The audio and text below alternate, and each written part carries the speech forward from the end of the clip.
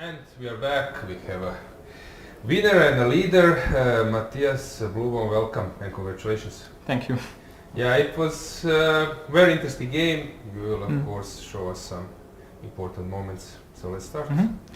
Yeah, I mean, he always plays this Slav defense, and after knight c3, dc4, a4, he always looks for some weird sidelines. Like he rarely goes for bishop f5. Like a5 is his main move here. I already faced it. He also played h6 here against me, but I don't think it makes too much sense. Bishop g4 is also one of his moves. Like, I mean, they are all objectively not great, but you have to prepare all of this, and it's like very annoying. So yeah, bishop h5, f3. Yeah, knight d5 is somewhat new, like knight fd7, knight c4, e5, g3 is... I think it was his game against Kazanjanov in some FIDE Grand Prix some years back, but white is also clearly better. Yeah, but I think he won in this line. It was a line when he won against Griščuk Olympiad, I think in Slovenia. That was some huge novelty. That was his first show up. I recall that game. So he played something, and then that was at that time like a super important victory. Yeah, that's very possible. With the white piece. Yeah, okay. Okay, so he chose knight d5. Like before the game, I just checked e4, knight b4, bishop e3 should be nice for white, but that's all I knew. Like f6 takes bishop f7, yeah, and I felt like his idea might be to play e5, so I went f4, like e5 takes and then take on c4, and I wasn't sure. So I thought f4 is very natural. Yeah, he went e6, okay, bishop e2, bishop e7. I guess these moves are all kind of natural. Yeah, I'm not sure if rook c1 is necessary. Probably it's not a great move. I wasn't sure where my pieces belong. Like, I mean, it's obvious white is better because of the space advantage, but it's also very hard to actually find some. Yeah, I was commentating during the round that you will get an advantage, and engine will say that you are much better, but it's not easy to learn how to play that kind of position. So it's you need to push g4 maybe at some stage or not. And it's not easy. You know that you're better. He knows that you're better, but yeah, but he wants to play. Yeah, and I thought if queen d2 immediately, maybe there's c5. I wasn't sure, but that's why I went rook c1 because of dc. Then he takes on d2, and if knight takes, there's knight c2. So I'm already not doing well. So that's why I went rook d1, but apparently it's not best. Okay, knight d2, knight d7, queen d2 felt natural. King h8. Yeah, I felt like okay, let's be as smart as him and play king h1. I mean, maybe at some point diagonal might be weak, so I think it's a useful move. Queen e8, yeah, rook d1, rook d8, queen e1, and yeah, I think we came, no, h3 already had.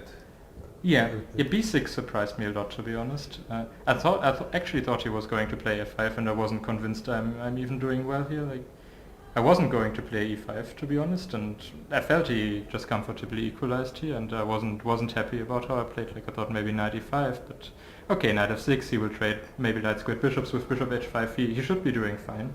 Okay, so maybe you can go bishop f3 instead of knight e5, queen e2, something like that. Yeah, I can do, but still knight f6. Knight f6 anyway. Yeah. I thought f5 is like yeah, because e5 I really wasn't sure if this is good version or not for me, but still he always has this bishop h5 idea to trade these bishops, so I wasn't. Yeah, I thought f5 and he equalized, and I'm actually looking to try to make a draw after f5, but okay, he went b6, which I didn't fully understand. Okay, h3 is a nice move, and after b6, f5 already feels a bit weaker because c6 pawn is weak. So I'm not fully sure what b6 was all about. He played this. Yeah, this was the moment. This before you played queen g3. Of course you can play even g4 itself, but yeah, I mean, to be honest, already here I was considering this f5 move, and I thought it's maybe interesting, but I wasn't sure. Like maybe even e5 I couldn't evaluate. If I take, I had no clue how to evaluate this position, and okay, apparently d5 is better, but yeah, it's super complicated.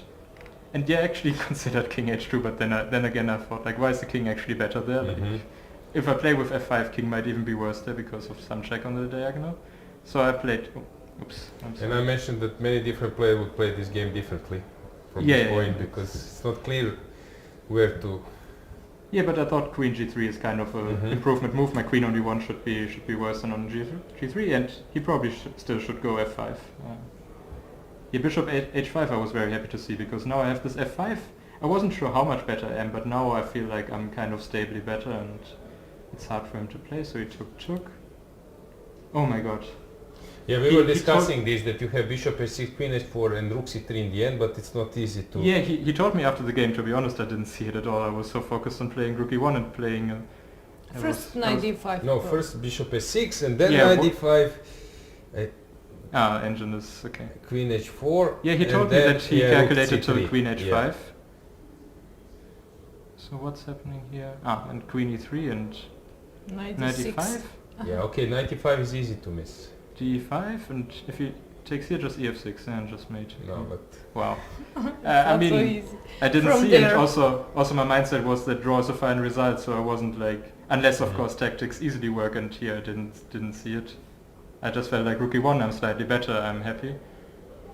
He took rook takes, queen h5, queen g4. Yeah, I was during this endgame, and yeah, he should have taken this bishop, and probably he's equalizing somehow. Yeah, rook f7, and it still looks a bit ugly, but he maybe gets his pieces out, and of course I have this isolated pawn on d4 at some point, but I thought I should at least never be worse. But yeah, apparently I missed everything in this phase.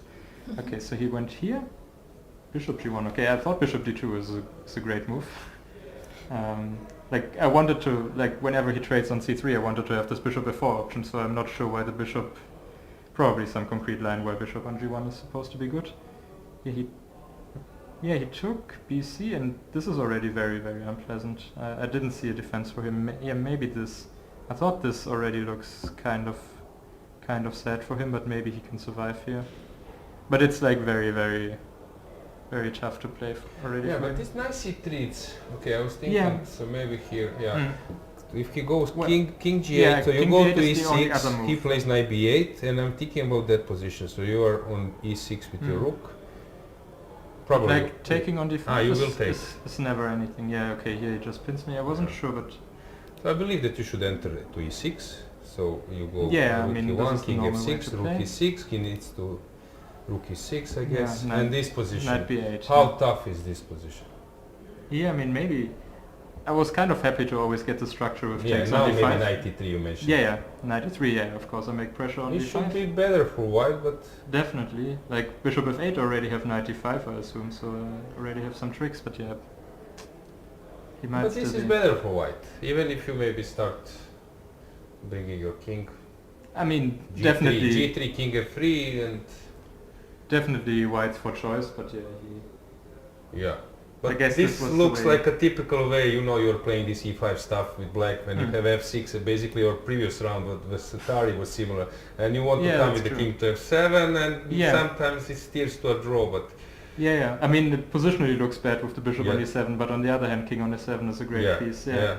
Apparently, this was still. I actually didn't realize. I thought knight c3 is more or less. Because after So knight most- c3, I know that we were checking a bit that engine was saying that it's possible to survive, but I really don't see how black can. apparently only b5 here. I really don't But get yeah, it. I mean, like in the game, I just thought at least I have this rook e1, and it's like very, very pleasant for white. But what is the idea behind knight a5? What is the difference? b5, knight a5 now. Yeah, I guess now he can move his bishop somewhere.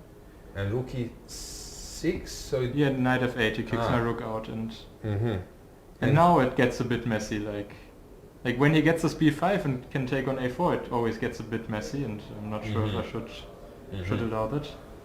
So this is the difference. Like, I mean, I was just happy to see rook Yeah, e1 yeah, because, okay. to be honest, I thought this looks like good, like great chances. I mean, Rook and a bishop in the endgame, yeah. yeah, and also like his pieces are so passive. I guess like engine holds move by move with c5, but Yeah. it's already a very tough position, and wow, it's actually already winning. I mean, I thought I'm much better, but and also he spent his last minutes on bishop f8, and here he was on seconds, which is of course very nice. Yeah, and yeah, it's already very tough. Like takes, I think I'm basically borderline just winning at this and knight e3 and Yeah. This rook is- d1 and c4 d5 or something. I mean, I wasn't sure. Maybe I can take on h6, but I mean, just like try to get rook d1, c4 d5, and like two connected passes. It looks horrible. And he went for this forcing 9 with b5, but yeah, it's just not working. Like if takes, I thought this, take, knight e5, this, and I calculated that I can take here, collect the pawn with the bishop with the knight, and after a2 I have rook a1, rook b2, king h2, and I Mhm. think it should just be winning. Like knight comes back and picks up all the pawns. So yeah, I think BA just loses to rook e1 because I'm winning a piece here. Like he has to take and then I get piece with e7. So he found this rook a8, which was at least still a try. Yeah, I guess takes and c4, which is also very natural. I just push my pawns and also with c5 I'm blocking his bishop on f8. Yeah, this... Okay, I did everything fine, yeah. Yeah, I think you now... Yeah, first I considered this, but knight c7 and he's actually in the game. Like d5 he has a5, which is important, and so I felt like, okay, let's just calmly collect everything and...